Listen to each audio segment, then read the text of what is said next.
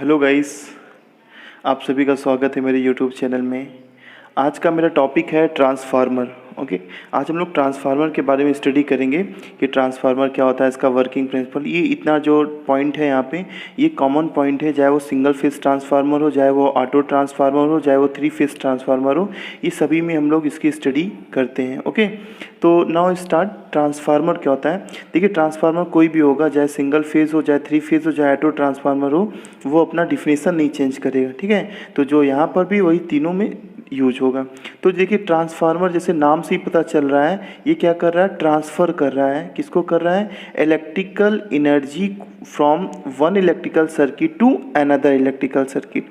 मतलब एक सर्किट से दूसरी सर्किट में क्या कर रहा है? ट्रांसफ़र कर रहा है इलेक्ट्रिसिटी को, मतलब इलेक्ट्रिकल एनर्जी को ट्रांसफ़र कर रहा है। देखिए लिखा है, a transformer is a statics device which transform electrical energy from one electrical circuit to another electrical circuit without change of frequency, both circuit connected magnetically not electrically, it is called a transformer. मतलब जो transformer होता है आपका एक मतलब mainly जो इसका work होता है, ये हाई वोल्टेज को लो वोल्टेज में, लो वोल्टेज को हाई वोल्टेज में चेंज करता है without change of the frequency, it is called as the transformer. Okay, मतलब जो हाई को लो में, लो को हाई में क्या करता है? कन्वर्ट करने का काम करता है। और एक चीज़ याद रखिएगा, ये आपकी स्टैटिक्स डिवाइस हम लोग इसको बोलते हैं। ठीक है, स्टैटिक्स डिवाइस बोलते हैं, मतलब ये स्थिर अवस्था में रहता है। ठीक है, और यहाँ पर क्या होता है, जो आपका प्राइमरी और सेकेंडरी वाइंडिंग का जो कनेक्शन होता है वो मैग्नेटिकली कनेक्ट होता है, ना कि इलेक्ट्रिकली कनेक्ट होता है। ठीक है, ये बहुत इंपॉर्टेंट क्वेश्चन है, आपसे कोई पूछा जा सकता है कुछ क्वेश्चन में या इंटरव्यू में कि प्राइमरी और सेकेंडरी का जो कनेक्शन होता है वो कैसा होता है? वो मैग्नेटिकली कनेक्ट होता है, ना कि इलेक्ट्रिकली कनेक्ट होता है। ठीक है, तो ये तो आपका एक बेसिक आपका डिफिनेशन था इसका। ठीक है, अब यहाँ पे देखिए इसके कंस्ट्रक्शन के बारे में हम लोग बात करते हैं कि इसका कंस्ट्रक्शन पार्ट क्या होता है। यहाँ पे देखिए, इसमें आपका जो ये दिख रहा है, ये आपका कोर है। ठीक है, ये आपका आयरन का कोर है। यहाँ पे आयरन की कोर जो पतली पतली सीट से इसको बनाया जाता है। ठीक है, और सीट के बीच में हम लोग क्या करते हैं? फुल्ली लेमिनेशन करते हैं। ठीक है, लेमिनेट करते हैं। लेमिनेट इसलिए करते हैं क्योंकि ईडी करंट लॉस को रिड्यूस किया जा सके, इसलिए हम लोग इसके सीट में लेमिनेशन करते हैं। ठीक है, और जो आयरन जो कोर होता है या जो कोर होता है मेनली आयरन का या सिलिकॉन स्टील से बनाया जाता है। जो आपका कोर होता है वो आयरन और सिलिकॉन स्टील से बनाया जाता है। जो इसका मेनली जो पर्पज़ होता है वो मैग्नेटिक फ्लक्स को पाथ प्रोवाइड करता है। ठीक है, मैग्नेटिक फ्लक्स को क्या करता है? पाथ प्रोवाइड करता है। ठीक है, मतलब मीन्स ट्रांसफार्मर में जो फ्लक्स प्रोड्यूस हुआ है, ये जो फ्लक्स प्रोड्यूस हुआ है वो कोर के जरिए क्या करता है? दूसरी वाइंडिंग पे पहुंचने का काम करता है। ठीक है, पहुंचाने का काम करता है। मतलब जो प्राइमरी से और सेकेंडरी तक में जो मैग्नेटिक फ्लक्स जो ट्रेवल करता है with help of the core की हेल्प से वो सेकेंडरी में क्या होता है? मैग्नेटिक फ्लक्स जाता है। ठीक है, अब बात करते हैं, ये आपका वाइंडिंग हो गया, ये आपकी प्राइमरी वाइंडिंग है, ये आपकी सेकेंडरी वाइंडिंग है।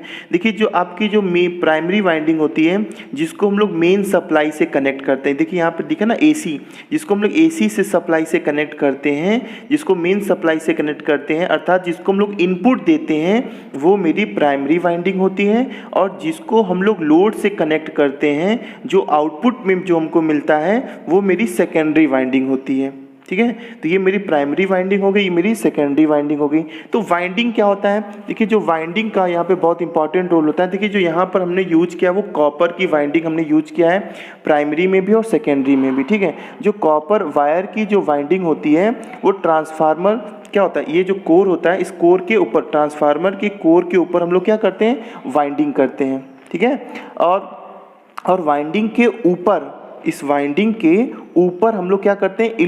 ये इंसुलेशन से कोडिंग करते हैं। इसमें क्या करते हैं? इंसुलेशन से कोडिंग करते हैं। इंसुलेशन से कोडिंग हम लोग इसलिए करते हैं कि वाइंडिंग एक दूसरे से क्या हो? शॉर्ट सर्किट ना हो सके। ठीक है, शॉर्ट सर्किट ना हो सके, इसलिए हम लोग इसके ऊपर क्या करते हैं? इंसुलेशन करते हैं। ठीक है। तो ये आपका वाइंडिंग हो गया, ये आपका कोर हो गया, ये प्राइमरी हो गया, ये सेकेंडरी हो गया, ठीक है। तो ये इसका बेसिक कंस्ट्रक्शन का थोड़ा सा मैंने आपको बता दिया कि इसका कंस्ट्रक्शन कैसे होता है। अब इसके हम लोग वर्किंग प्रिंसिपल के बारे में बात करते हैं, ये कैसे काम करता है। एक चीज़ याद रखिएगा, जो आपका ट्रांसफार्मर है, जो ट्रांसफार्मर आपका फैराडे के इलेक्ट्रोमैग्नेटिक, ठीक है, इलेक्ट्रोमैग्नेटिक इंडक्शन पे वर्क करता है, ठीक है। EMI मतलब इलेक्ट्रोमैग्नेटिक इंडक्शन पे ये इसका वर्किंग प्रिंसिपल वर्क करता है। देखिए यहाँ पे क्या होता है कि जब हम यहाँ पे आपकी प्राइमरी वाइंडिंग में हम लोग क्या करते हैं, सप्लाई देते हैं, ठीक है। इस प्राइमरी वाइंडिंग में जब हम लोग सप्लाई देते हैं तो क्या होता है, करंट फ्लो करने लगता है। I1 क्या होता है, करंट फ्लो करता है। जब करंट फ्लो करने लगता है तब क्या होता है, फ्लक्स जनरेट होता है। जो यहाँ पे जब किसी भी कंडक्टर में करंट को फ्लो करेंगे तो एक मैग्नेटिक फील्ड डेवलप होगा, मतलब फ्लक्स जनरेट होगा। तो यहाँ पर क्या हो गया, आपका फ्लक्स जनरेट होता है। तो मैग्नेटिक फ्लक्स ट्रांसफार्मर के कोर में क्या होता है, चक्कर लगाने लगता है। ये देख रहे हैं, आपका जो आयरन का कोर है, इस कोर में आपका मैग्नेटिक फील्ड क्या होता है, चक्कर लगाने लगता है, ठीक है। तब फ्लक्स चक्कर लगाने लगता है तो फिर क्या होता है, तब फैराडे ने एक चीज़ और बताया था, इलेक्ट्रोमैग्नेटिक इंडक्शन में एक चीज़ और बताया, कहा है कि जब कंडक्टर मैग्नेटिक फ्लक्स से लिंक करता है, ये कंडक्टर आपका सेकेंडरी का कंडक्टर मैग्नेटिक फ्लक्स से जैसे ही लिंक करने लगता है, जैसे इसके कांटेक्ट में आता है, फिर क्या करता है, कंडक्टर में भी एक EMF क्या होती है, डेवलप होने लगता है। जैसे E2 दिख रहा है ना यहाँ पे, मतलब सेकेंडरी में भी E2 आपका डेवलप हो गया, ठीक है। जैसे ही यहाँ पे EMF डेवलप होता है, इंड्यूस्ड होने लगता है, उसकी वजह से आउटपुट में हमको क्या होता है, आउटपुट में सेकेंडरी में वोल्टेज मिल जाता है, ठीक है। यही प्रोसेस है, यही वर्किंग प्रिंसिपल है आपका। फिर से सुनिएगा, देखिए यहाँ पे क्या होता है, प्राइमरी में हम लोग जैसे ही सप्लाई देते हैं, करंट फ्लो करते हैं, AC सप्लाई से कनेक्ट करते हैं, यहाँ पे करंट डेवलप होता है। तो करंट क्या होता है, आपका वाइंडिंग में फ्लो होने लगता है। तो वाइंडिंग में जैसे ही करंट आपका फ्लो करने लगता है, तो ये एज अ कंडक्टर ही है, तो जो कंडक्टर में जब करंट फ्लो करते हैं, एक मैग्नेटिक फील्ड डेवलप हो जाता है। तो ये मैग्नेटिक फील्ड क्या करता है, इस कोर में चक्कर लगाने लगता है। तो इस कोर में जैसे ही चक्कर लगाता है, जैसे ही दूसरे कंडक्टर के कांटेक्ट में आता है, मतलब जैसे ही सेकेंडरी वाइंडिंग के कांटेक्ट में आपका मैग्नेटिक फ्लक्स आता है, तो क्या होता है कि इसमें भी आपका EMF इंड्यूस्ड होने लगता है। EMF ये आपका देखिए, आपका यहाँ पे EMF क्या हो गया, इंड्यूस्ड होने लगता है, जिसकी वजह से आउटपुट में हमको क्या होती है, सेकेंडरी वोल्टेज मिलने लगता है, ठीक है। It is called as the transformer. यही आपका ट्रांसफार्मर का वर्किंग प्रिंसिपल है, ओके। अब हम लोग बात करते हैं, ये अब मैंने डिफिनेशन में जैसे बताया था, स्टेप अप करता है, स्टेप डाउन करता है। ये क्या होता है, मैं आपको दिखाता हूँ। देखिए स्टेप अप क्या होता है, स्टेप डाउन ट्रांसफार्मर क्या होता है। ये देखिए, आपको मैं थोड़ा सा इसका कंस्ट्रक्शन बना के दिखा रहा हूँ। ये आपका ये जो पोर्शन है आपका, ये आपका स्टेप अप ट्रांसफार्मर है। यहाँ पे स्टेप अप ट्रांसफार्मर के अंदर सेंस मतलब होता है, मतलब लो वोल्टेज को हाई वोल्टेज में कन्वर्ट करता है, ठीक है। मतलब क्या करता है, ये लो वोल्टेज को क्या करता है, हाई वोल्टेज में कन्वर्ट करने का काम करता है। It is called as the step up transformer, okay. यहाँ पे एक चीज़ और बात याद रखिएगा, देखिए ये कुछ कंडीशन होती हैं, ये जब कंडीशन को फॉलो करेगा तभी आपका स्टेप अप ट्रांसफार्मर होगा। मतलब N2 ग्रेटर देन N1, मतलब यहाँ पे N2 N1 क्या है, ये नंबर ऑफ टर्न है। N1 number of turn primary winding, N2 number of turn secondary winding. जब N2 ग्रेटर देन N1 होगा, या इलेक्ट्रोमैग्नेटिक फोर्स, ये EMF E2 greater than E1 होगा, मतलब आपका जो सेकेंडरी का EMF है वो ग्रेटर देन होगा कंपेयर टू प्राइमरी की, और या वोल्टेज ग्रेटर देन होगा कंपेयर टू प्राइमरी की, मतलब सेकेंडरी का वोल्टेज ज़्यादा होगा कंपेयर टू प्राइमरी की, तब ये आपका स्टेप अप ट्रांसफार्मर होगा, ठीक है।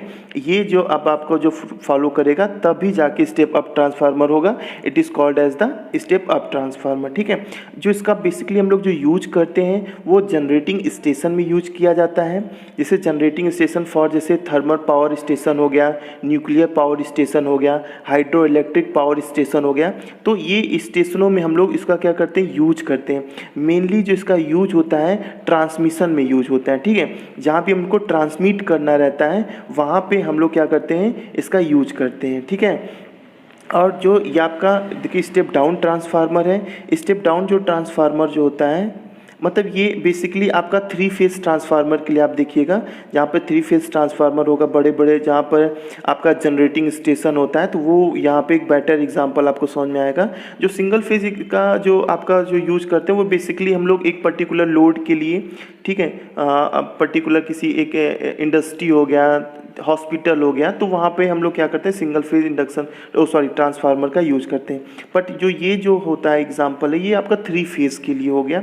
जब 3 फेज आप ट्रांसफार्मर यूज करेंगे तो यहाँ पर इसका यूज़ होते हैं जब स्टडी करेंगे।